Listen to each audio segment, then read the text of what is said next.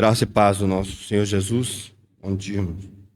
Vamos abrir as nossas Bíblias na primeira carta de Pedro.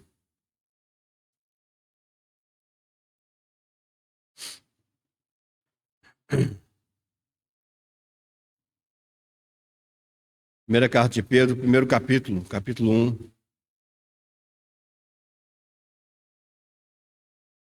1. A partir do versículo 3. Vamos ler do 3 até o 9. 1 Pedro 1, 3 até o versículo 9. Bendito seja o Deus e Pai de nosso Senhor Jesus Cristo, que segundo a sua grande misericórdia nos gerou de novo para uma viva esperança pela ressurreição de Jesus Cristo dentre os mortos, para uma herança incorruptível, incontaminável, e que se não pode murchar, guardado nos céus para vós, que, mediante a fé, estáis guardados na virtude ou no poder de Deus, para a salvação já prestes para se revelar no último tempo, em que vós grandemente vos alegrais, ainda que agora importa, sendo necessário que estejais por um pouco contristados com várias tentações, para que a prova da vossa fé, muito mais preciosa do que o ouro que perece e é aprovado pelo fogo, se ache em louvor e honra e glória na revelação de Jesus Cristo, ao qual, não havendo visto, amais, no qual, não vendo agora, mas crendo, vos alegrais com gozo inefável e glorioso, alcançando o fim da vossa fé, a salvação da alma. Essa semana, estava conversando com o Gabriel, ele estava me contando que ele viu um vídeo de uma pessoa pregando para judeus, utilizando Isaías capítulo 53. Então, essa pessoa, ela perguntou para, né, depois, se vocês quiserem saber de mais detalhes, ele que me falou, mas perguntou para as pessoas, olha, o que vocês acham desse capítulo 53 de Isaías? Ele está falando a respeito de quem? E alguns daqueles judeus, eles falaram, não, parece que, quando ele falou que era a respeito de Jesus, né, eles falaram, não, parece razoável, né? As coisas que estão faladas aí, parece que realmente elas dizem respeito a essa pessoa. Mas muitos deles disseram, não, isso aí é com respeito a Israel. Está escrito aí, é com respeito a Israel. E eu fiquei pensando, porque me parece muito claro, né, para mim pelo menos, né, e para nós, e essa foi uma das coisas que eu falei com o Gabriel, para nós é muito claro que aquilo ali diz respeito ao Messias, diz respeito ao Senhor Jesus, né, os sofrimentos que ele teve, as coisas que ele passou, exatamente como estão descritas nos evangelhos, elas já estavam profetizadas em Isaías. Mas é um detalhe que ele é muito importante, e isso faz toda a diferença. É que não há possibilidade de se ver alguma coisa da palavra de Deus ou a respeito de Deus que não seja por revelação. Não é possível.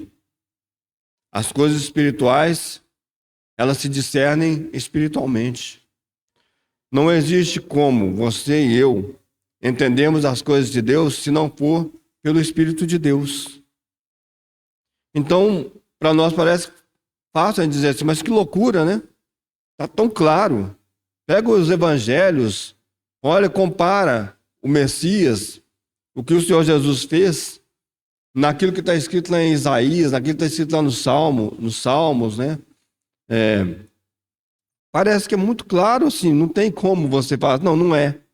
Não, isso aqui é outra coisa. Mas, irmãos, é a revelação. É a revelação.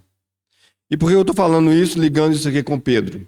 Né? Porque também, isso também parece alguma coisa que acontece conosco, e é uma loucura, né? É que quando Pedro vai falar aqui, ele fala, olha, nós estamos sendo guardados para uma herança incorruptível. Nós já temos. Nós já recebemos e ela está guardada para nós. E mediante a fé, hoje nós vivemos com essa esperança de que essas coisas, elas em breve irão acontecer. Mas eu creio, irmãos, que uma das estratégias de Satanás, talvez uma estratégia principal dele é fazer exatamente o que, né, aconteceu com o povo de Israel, né, que, é claro, é óbvio, está dentro da vontade de Deus, né, Deus, né, cegou-lhes o entendimento para que eles não vejam, né. O Senhor agora está tratando com os gentios, depois o Senhor volta a tratar com Israel, como eu creio. Mas eu creio que uma das estratégias do diabo é exatamente essa, irmãos. É que uma vez que você teve revelação a respeito do céu, uma vez que você teve revelação a respeito de Jesus Cristo, e você começa a caminhar, uma das coisas que acontece conosco é que a nossa visão ela se torna embotada em muitos aspectos. Então nós que deveríamos, eu estou falando isso primeiramente para mim, esse é um alerta para mim, porque eu vivo constantemente nesse perigo e nesse risco, e todos nós vivemos. O alerta para nós é: será que nós realmente estamos olhando para o futuro? Né? Então, nós fomos gerados de novo, conforme está escrito aqui. Para quê? Para uma viva esperança que nos foi dada pela revelação, pela ressurreição de Jesus Cristo dentre os mortos. Para uma herança incorruptível, incontaminável, que não se pode murchar, guardada nos céus para nós. Ok, eu fui gerado de novo.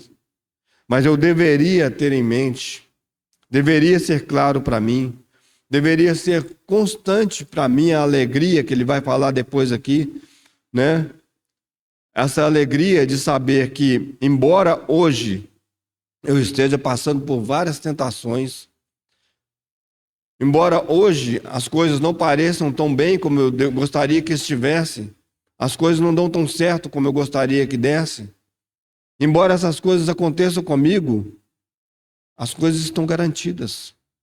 Nosso futuro está garantido. A vitória está garantida.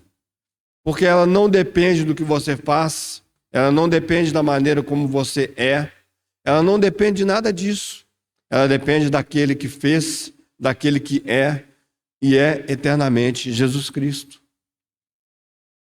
Então o diabo ele vem e nós também, né, essas coisas elas também, né, esses nossos inimigos, né, a carne, o mundo, o diabo, eles constantemente eles nos levam a pensar, olha, parece que há uma situação aí que houve uma falha da parte de Deus. Deus talvez não pensou nisso. Deus talvez não esperava que isso acontecesse.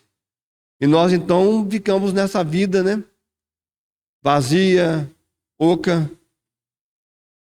Perdemos o propósito, achamos que as coisas se definem pelo que nós sentimos e temos hoje.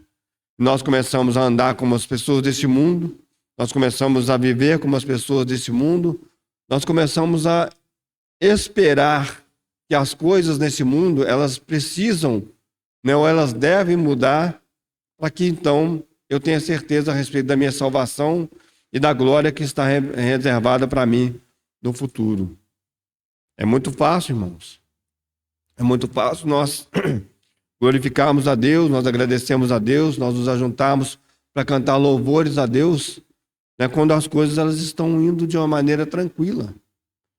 Quando está tudo no seu lugar, quando está tudo tranquilo para mim, então ótimo.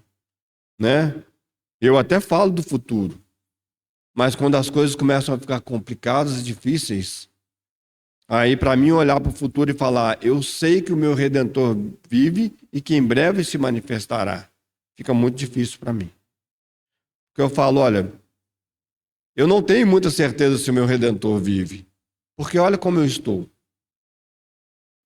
Eu vi, nessa semana tem uma pessoa aí que, né, anda falando algumas coisas que são muito estranhas, mas que, né, tem tido até certo sucesso, entre aspas, né, até entre o povo de Deus. Uma pessoa, ele faz a seguinte pergunta, e é uma pegadinha. Ele fala, olha, você acha que Deus está no controle de tudo? Você acha que Deus controla tudo? E ele dá a resposta, ele diz, não, Deus não está no controle de tudo. Porque se Deus estivesse no controle de tudo, sua vida não estaria dessa maneira que ela está. E isso pode levar muitas pessoas a pensar dessa maneira. É verdade, né? Se Deus é bom, se Deus é amor, se Deus é cheio de misericórdia, se Deus é todo poderoso, por quê? Por que a minha vida ela não decola? Por que eu passo por tantas situações de saúde? Por que eu passo por tantas situações financeiras? Por que meu filho não serve o Senhor? Por que os meus pais não se convertem e não andam com o Senhor? Essa é uma conclusão perigosa e errada. Sim, Deus está no controle de tudo. E, como Pedro vai dizer aqui, ainda que você passe por situações difíceis hoje, essas situações, elas contribuem para que a sua fé, ao ser provada, ela se manifeste de uma maneira real, verdadeira, e ela seja purificada, e você seja purificado. Então é o contrário. Porque Deus está no controle de todas as coisas, eu vou passar por determinadas situações porque Deus me ama e Ele sabe o que eu preciso para ser transformado. Então pare de se lamentar. Pare de murmurar. Porque muitos deles murmuraram no deserto. E olha qual foi o fim deles. Né? Muitos têm murmurado hoje. E um dos pecados, uma das coisas que são citadas na palavra de Deus, daquelas pessoas que têm Deus como, têm o seu ventre como Deus, é que eles são murmuradores. E nós podemos nos tornar murmuradores. Mas a palavra de Deus vai falar, olha, tem uma herança incorruptível, que não murcha, guardada para você nos céus. E sabe qual é essa herança? É o próprio Jesus Cristo. É o próprio Senhor, que se deu por você e por mim. Então, ao chegarmos diante dessa mesa, que o Senhor abra os nossos olhos, para que a gente pare de ver só o que está à nossa frente. O que nos dá prazer, o que nos dá alegria, ou o que nos tira o prazer e que nos tira a alegria. E olhemos para o futuro, em quem nós nos alegraremos, né? E aquele que nós amamos, ainda que não o tenhamos visto. É isso que nós precisamos buscar, e é sobre isso que a mesa do Senhor diz, através da sua palavra para nós. Jesus Cristo vive. O Senhor Jesus está vivo. Ele está reinando hoje. Você esteja sentindo isso ou não, né? Mas você precisa experimentar, mesmo nas suas dores, nas suas angústias, que Jesus Cristo vive e reina eternamente. E daqui a pouco, quando nós estivermos diante do Senhor, né? Não sabemos quanto tempo isso vai demorar, nós podemos dizer, puxa, realmente, valeu a pena eu crer no Senhor. Porque hoje eu vejo de maneira clara todas as coisas que Ele fez na minha vida. Ou nós poderíamos nos lamentar e falar, puxa, eu desperdicei 80 anos da minha vida. Eu desperdicei 40 anos da minha vida, eu desperdicei tantos anos, achando que Deus tinha que me dar uma vida boa nessa terra, quando na verdade Ele queria me transformar à imagem do seu Filho. Porque isso é que vai ser eterno, isso é que vai permanecer por toda a eternidade. Jesus Cristo será tudo em todos. E ser tudo em todos passa pelo esvaziamento que nós precisamos ter hoje. Que olhemos para essa mesa com este olhar para o futuro. Porque essa mesa, ela fala do nosso passado, quando nós estávamos perdidos dos nossos delitos e pecados, mortos. Mortos nos nossos delitos e pecados, perdidos. Ela fala sobre o dia de hoje, quando o Senhor, na sua misericórdia, nos deu o seu Espírito Santo, para que sejamos levados, né, trabalhados para que Ele seja formado em nós. Mas ela também fala do futuro, quando comeremos com Ele, no seu reino, e estaremos com Ele por toda a eternidade. Não desperdicemos do nosso presente, né? Nós, às vezes, olhamos para o passado e nós agradecemos a Deus pelo passado. Puxa, eu fui salvo, né, de um futuro terrível que era o inferno. E talvez nós olhamos para o futuro e falamos, Senhor Jesus podia vir logo, porque eu não estou aguentando mais.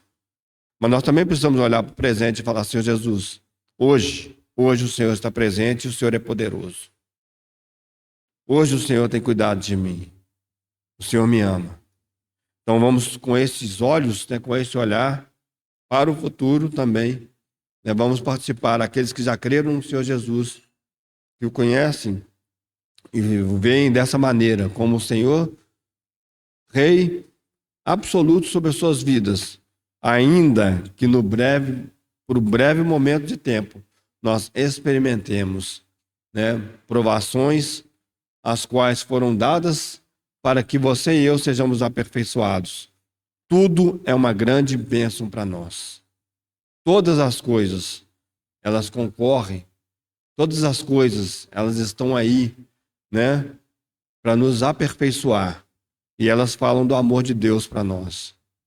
Todas as coisas concorrem juntamente para o bem daqueles que amam a Deus, daqueles que são chamados segundo o seu propósito, segundo o seu decreto.